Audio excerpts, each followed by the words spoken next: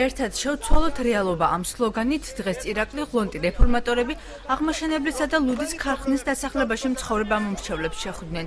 აღნიშნული პარტიის მერობის კანდიდატმა მოსახლეობას უბნების მაჟორიტარი დეპუტატობის კანდიდატები მაია მურუსიძე და მირზა სვანიძე წარუდგინა.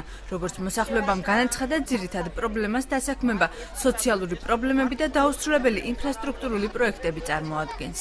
ამ ეტაპზე ძალიან ნაწუხებს ჩვენს პატარებს არ აქვს სპორტული მოედანი და მივმართე მე გამგეობას, მაგრამ რაღაც რა ვიცი არ მოგვაქციეს ყურადღება. უпростоრად ჩაინიშნეს, მაგრამ ამით დამთავრდა ყველაფერი. ძალიან ბევრი პრობლემა არის ამ უბანში, ინფრასტრუქტურასთან დაკავშირებით, ბაღებთან დაკავშირებით, სკოლასთან დაკავშირებით, უმუშევრობასთან დაკავშირებით.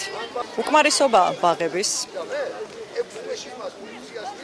სკოლებიც, რატომღაც ამ უბნის მოსახლეობა პრიორიტეტს უფრო ქალაქის ცენტრალურ სკოლებს ანიჭებს ნიშნულობას და რატომ გასარკვევია, რა თქმა უნდა. რა თქმა უნდა, პრიორიტეტული საკითხები არის ინფრასტრუქტურული პრობლემები, სოციალური პრობლემები, ეკონომიკური პრობლემები, რომელიც წლების განმავლობაში ფაქტიურად თავს იჩენს თავიდან და მოსახლეობის მოთხოვნა რჩება უცვლელი. ჩვენ ერთის რეფორმატორები და მე მათი კანდიდატი მირზა სვანიძე შევეცდები საკრებულოში მოხვედრის შემთხვევაში მოუხსნა ის ყველა პრობლემა, რომელიც აწუხებთ ჩვენს მოსახლეობას.